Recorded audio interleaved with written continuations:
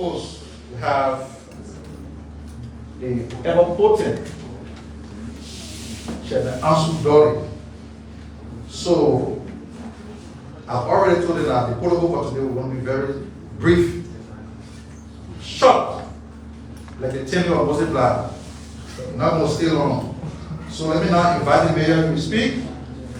Now, Chairman Dulleh will speak with a few questions. Everybody can ask questions to the dog out to the Ministry of Foreign Affairs. Don't forget, this event is scheduled to take place at 2 o'clock. We got to be there to inform the public as to how the vote is going. So let me now invite the mayor of Monrovia to the stage.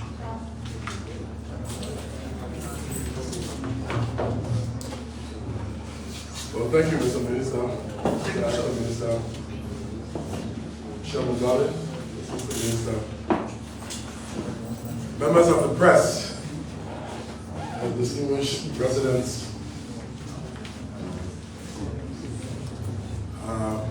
here present and online. Well, we want to give you a free briefing of a few things that's been happening at the MCC, the Monrovia City Corporation today.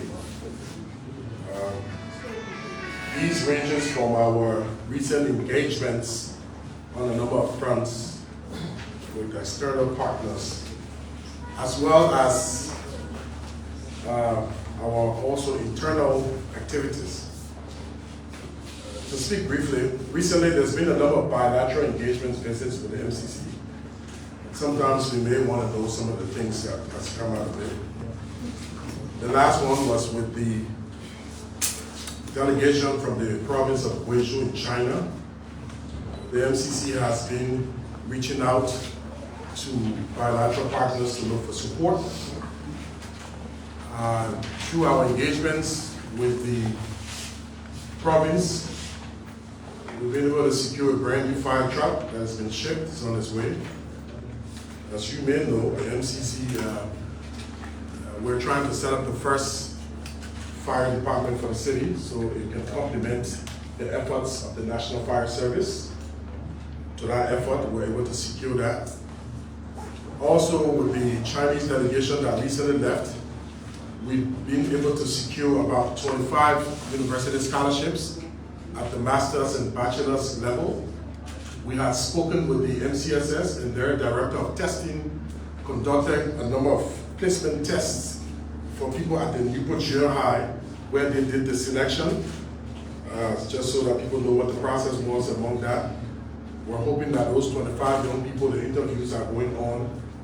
We strongly believe in supporting youth education, so we are continuing to secure that.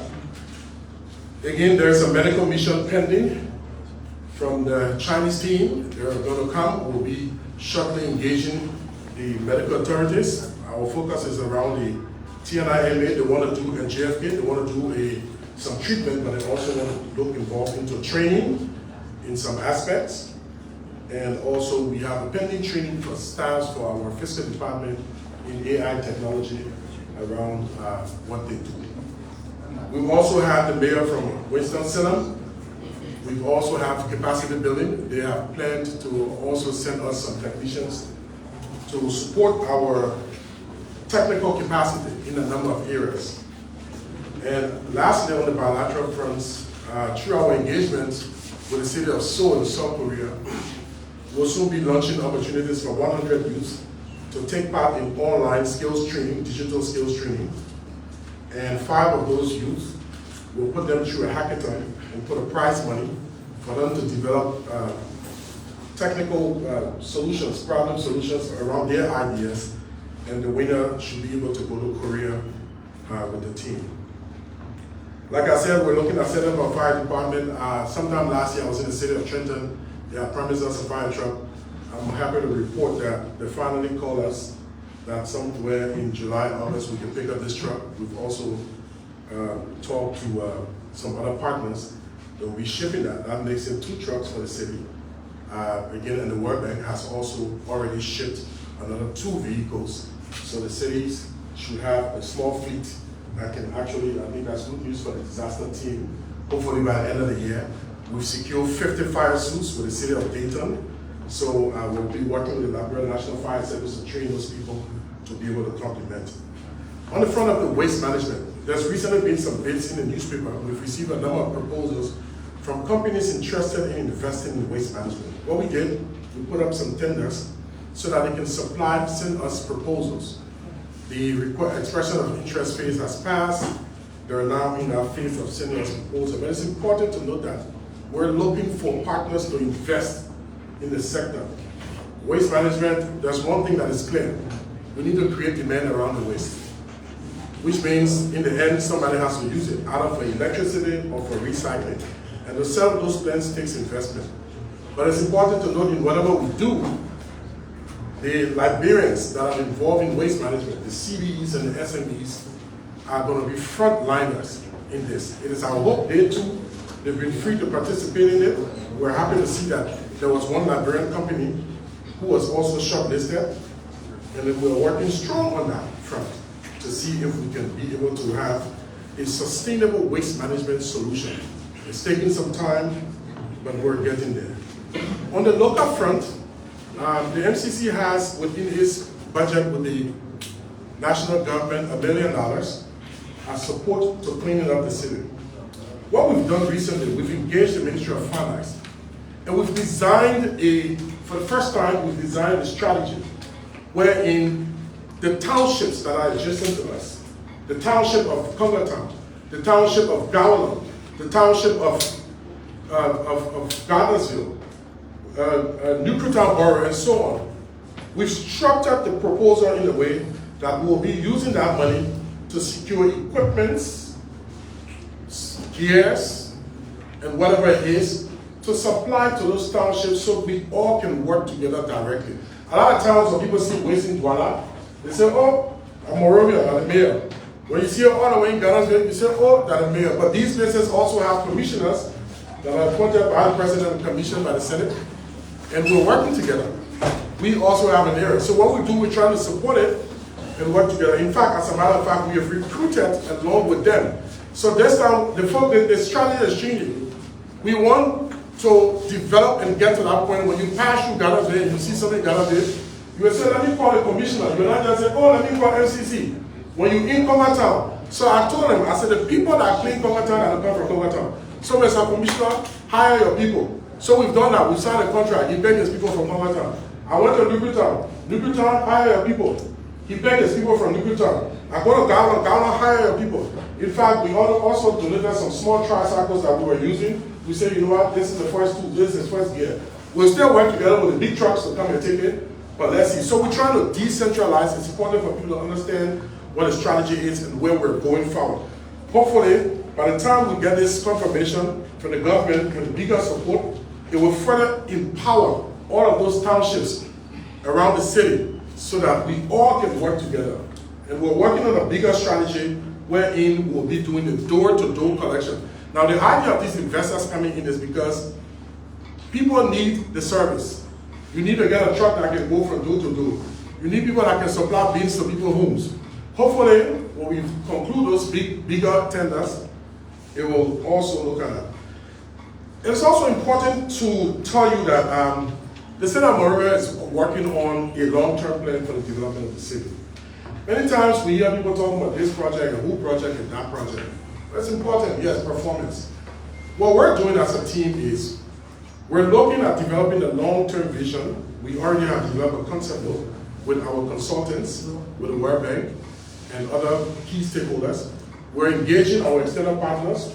We're engaging the public works and all other ministries shortly so that we all can work together around developing a master plan for the city.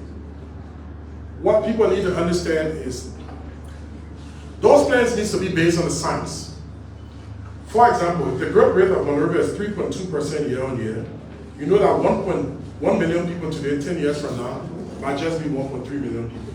So the road that you need for 1 million people 10 years from now cannot be the same road. So if we can together develop the master plan for a new city, and that plan can be passed into law, hopefully, and taken into consideration now that there's a zoning law before the Senate, anyone coming next time will know that bridge should also pass here 3-story. Waterway transportation should increase to stop. This and that. So the city of Monrovia, we're also working on that very, very hard to to see if we can successfully get a master plan for the city of Monrovia that will work along with the incoming zoning law so that we can start to give our city a new face in the coming years. We also are very keen on our waterfront. We started to work with the Ministry of Public Works. There's been some markings of homes in the community of Slipway going all the way to Chinatown. We're working with partners abroad, the GAP Fund. We're trying to secure feasibility studies, technical feasibility funding, so that we can look at how we can clean up that waterway and move out with it, so that that waterfront can be clean. It's one of our short-term visions that we have. It's important for people to know that. The Monrovia City Police, there's been a number of good work the Monrovia City Police has been doing. There's also been a number of challenges, we know, and we want to tell the public that, wherever complaints are, we're hoping to look into it. We got a number of complaints. They're being looked into, a number of them being suspended. A number of people, them will be charged in civil court for a number of issues. We want the public to know that we're not backing down on it. While it's true, we praise them when there's good work done. We'll also stand ready to look into any other issues of complaint. It's not going to be a perfect fix, immediate, but it's important to know that some things are going on. Recently, internally within the city hall, we had commissioned through a 7-man committee some overview, review of our HR. When I talk about the Monrovia City Corporation, there's about 1,486 staff. We've engaged and managed a lot, but it's important to know that the salaries for our staff alone takes about $3.6 million. Takes over 60% of our budget. It's very tough. So we decided to do a physical audit verification again, even though the CSA has been there. And our report has produced some stunning findings. And we've taken that report, we've communicated it to the CSA. The CSA should be coming in between this week and next week, and to validate the report and the recommendations in the report and to take actions. There are very, very stunning issues in the report dealing with issues of, in fact, there are a good number of persons who will not even be accounted for head count, what actions we'll take. Some people who have been sitting down on leave for a while, what actions we'll take. Hiring, there's one instance in the report where it talks about over 160 persons hired on one day, but we finally checked the files of each person. How possible was that? And it was not hired by the authority involved. So the CSA is going to come in and look at those issues. You know that public, there can be a lot of talk around, but we want to tell people that we're following the procedures and to look into that. Recently also, there has been a number of issues in the press and in the media with the report of fraud into the MCC. Let me say this. Fighting fraud, it's a difficult thing. It's not a one-day thing. When you fight corruption, it has a way of fighting back. Especially when fraud is systemic. Yes, we have suspended a number of persons for fraud into the MCC. Not one, not two, not three, over 10 persons. We have a number of persons suspended, and in many, many different cases. We have been silent and not spoken on these things because when these cases are under investigation and it is alleged, we as head of entity refrain from making certain comments that could jeopardize the investigation. But that does not mean that we don't know what we're doing. Yes, I have commissioned to look into a number of cases. These cases range, for example, from an issue of revenue theft, where people come in to make payments, and those cash was taken by certain individuals, and they purported to present false banking slips. We wrote the bank said, hey, this is wrong. Nothing is in our account. We suspended them and put them under investigation. We immediately reported the case to the Liberia National Police. Our internal investigations, also with the IAA, have been on top of it. We've also had cases with someone else who made another team of 5 people who have done some fake bills. Our city police have just come up with the findings, they're charged, they will be going to court this week. We also have another issue with another person who has done another fake receipt, and another police officer, and so on and so forth. These things are huge on a number of scale. The most recent one was the issue with our payrolls. We have gotten a number of complaints with staff.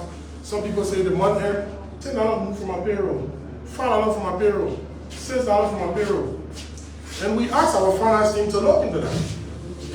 And the finance team reported through the head, and they gave us an explanation, which we have the records, that there were changes in the rates, there were social security issues, there were this and there were that. So we said, okay, that was somewhat done in February. Recently, with the fraud issues that we noticed, we suspended a number of persons in the finance department, and we appointed an acting controller. Now, while the guy is acting, we send a payroll to the bank to get paid. But then, we did our own got comments with these complaints about this salary thing, so I said, hey, go down to that bank and get information on this. We have to look into this again. Strangely, the guy goes to the bank and realizes that one of the staffs that are under suspension from the finance department has sent another payroll to the bank. And because there's someone colluding in the bank, they decide to honor that payroll, even though I have sent a letter to them telling them that this person is not a signatory to the account anymore. We have an issue. The immediate next day, I wrote the Internal Audit Department, I wrote the bank, I also wrote the Liberia National Police, and I suspended over 8 of those staffs immediately. Of course, you will see a lot of things coming up. It's not easy to be fighting to clean up payroll with hundreds of people and straighten up and fix salary disparities. Right now we have issues with all of that. It's not easy to be fighting a different number of fraud. Yes, people will try to distort the truth and say that. I am particularly refrained because when issues are under investigation, we want to let it flow. Because some people may be vindicated while some people may be found culpable. So I refrain from going into the substantives of it. Meanwhile, while we had already sent those informations to the IAA, because internal investigation are important, and to the Liberia National Police, who is currently investigating them, we received a letter from the FIA requesting information related to the same payroll issue. And I want to space, nobody is under investigation, requesting information. I want to let you know that we have supplied that information to the FIA. We have nothing to hide. We want to let you know that we initiated all of the investigations. We have sent communications outside to people. And so this whole idea of distorting, because people have this taste for bad news and for seeing people, this and that, which is terrible. We are here to provide the right information. Lastly, and then you will soon find other people acting like the whistleblowers for something that is already going on and acting like there's a whistleblower situation. Fighting fraud, like I say, systemic fraud is not going to be easy. When you have a whole department where people are affected, you have a whole team here where it is, you're not talking about just one person where somebody just went and stole something and just come. You're talking about, a whole syndicate of things that are rolling out. We want to encourage the public, lastly. The MCC, I mentioned it last time, has a one-stop shop. Stop giving money to people to process your payments. Stop giving money. When we send a bill out, we put on that bill the account number. Go to the bank and pay your money directly. We also have EcoBank in the one-stop shop that we have set up. The first one-stop shop in City Hall we have set up. Please come and use it. Don't give money to people and start coming to us. We have too many cases that I can't name here. Another thing again, I want to encourage the people in the market. We had an issue with Scarborough Junction. Don't give police officer money. When you bring a complaint of bribery to me for a police officer, know that you too that gave the money is culpable because you're not supposed to bribe the person. So please, do not give the police officers any money. We want to tell you, we'll keep you posted as these investigations are going on. Whatever comes out of them, we'll let you know. It will be public. And those who need to go to court will be sent to court. But I will let all of those institutions that are supposed to do the work do the work. We're committed. It's not an easy job. It's a tough job. Yes, when you're fighting a lot of these things, but we're committed to seeing how we can make progress. Okay, just be serious. Go ahead. I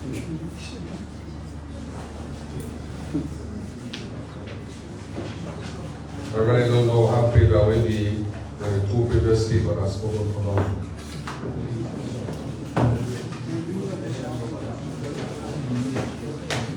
Chairman, you got 10 minutes. No, you cannot restrict it to 10 minutes, we can't restrict it to long. Okay, I will speak less than 10 minutes, but I will go beyond it based on 7 time. Honorable Acting Minister of Education, Honorable Mayor, and the family of the Ministry of Information, I feel energized. Being in the space where I normally come to address you, and I have changed as if I've been heavy.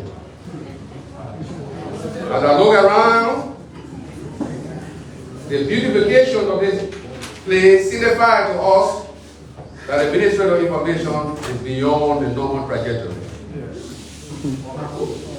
So I want to say thank you for that.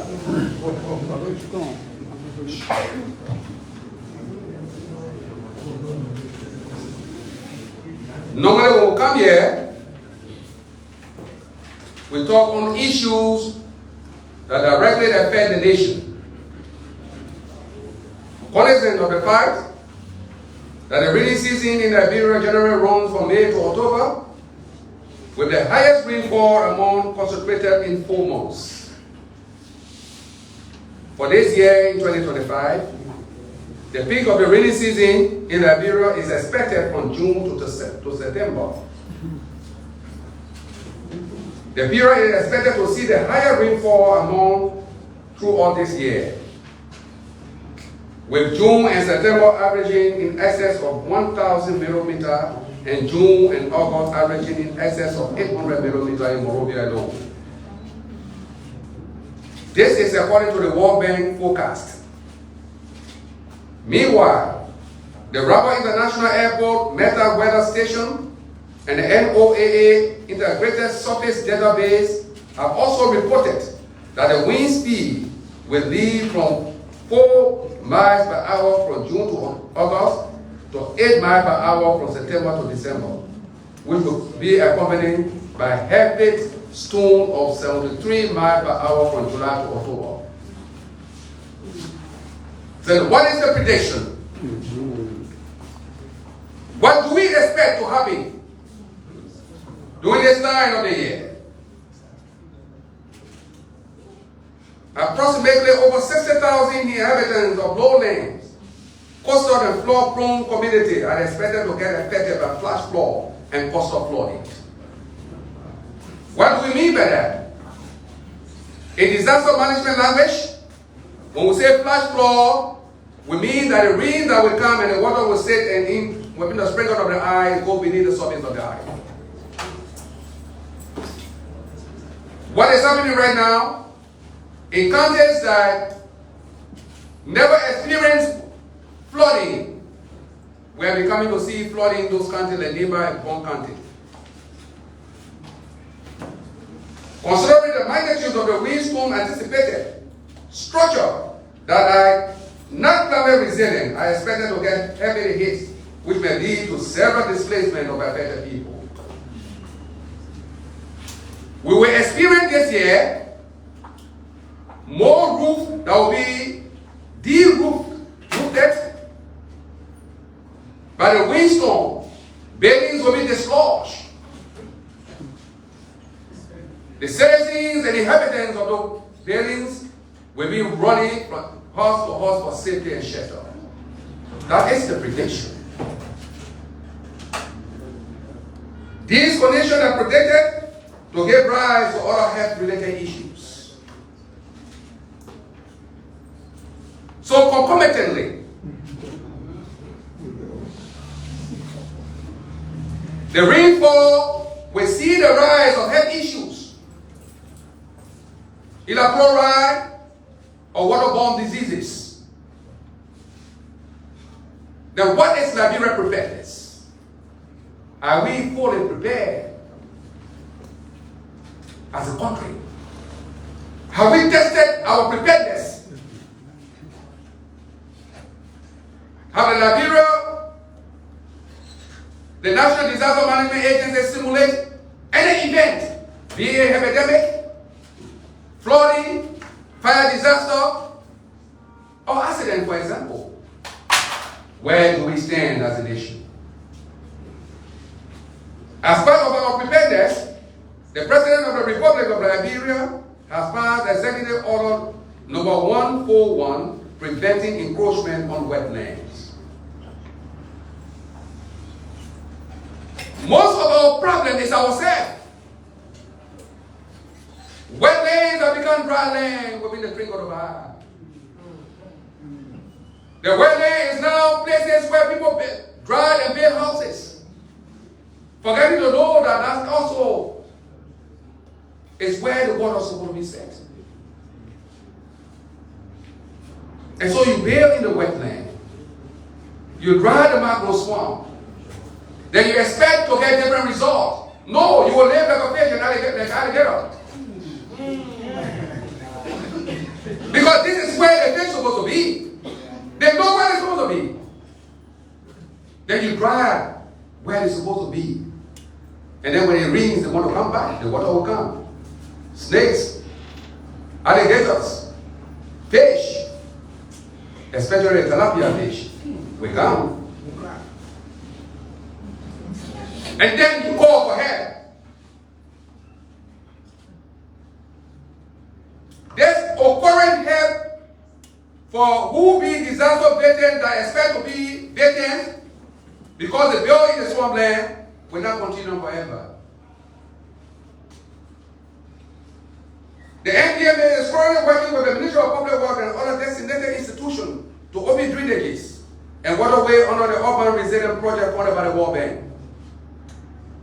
Several coordination meetings have been held with flood response plans developed to address any who be flooded.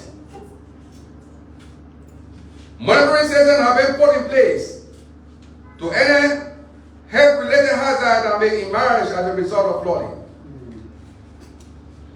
The World Bank has designated a consultant. And so what do we want to do different this year? We have spoken to the World Bank. Our disaster financial strategy is already being developed in the draft stage.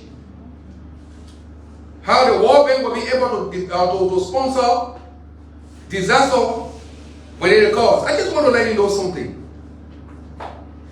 That disaster is not the actual occurrence of the disaster itself. Disaster begins with our preparedness and mitigation. You have to prepare. Because recovery is more expensive than response, than mitigation, than the awareness. So we want to develop ourselves. The NDMA want to invest more in prevention, mitigation, and awareness than responding. We can continue to be giving back a rest. It began like a living, like a livelihood for some people now. So the World Bank, through our engagement, have hired this year disaster risk consultant for the NDMA for 120 days in a period of 4 months. They will be with us, they will advise us, and they will give us the strategy.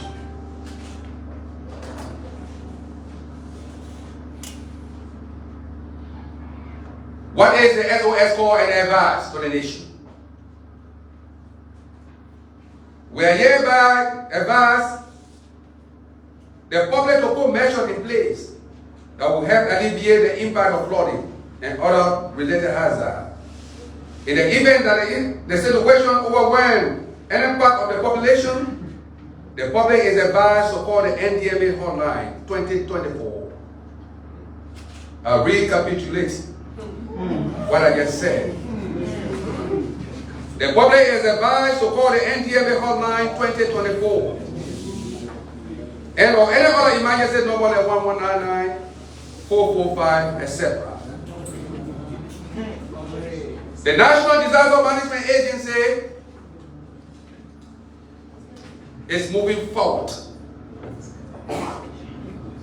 Our coordinating center, the Emergency Operational Center, is being fully operationalized, well furnished for all line agencies to meet and discuss issues that relate to disaster management agency.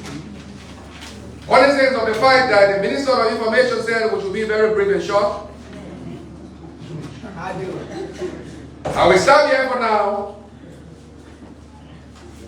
to encourage question and answer that will also be brief and short. Thank you.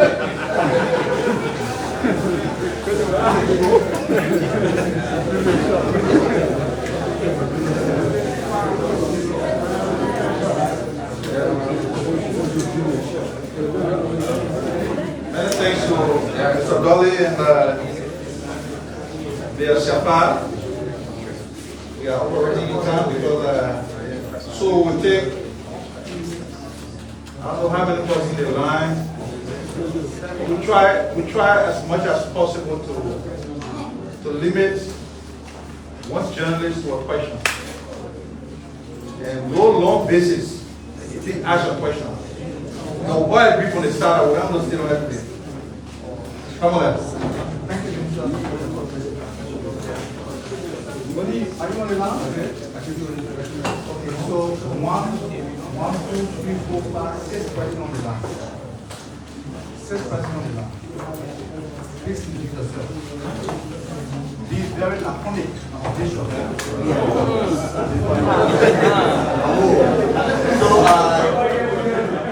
My name is Joseph Salif and I report for ABC Radio 105.7. My first question goes to the head of the National Disaster Management Agency. You as head of the National Disaster Management Agency that have the responsibility to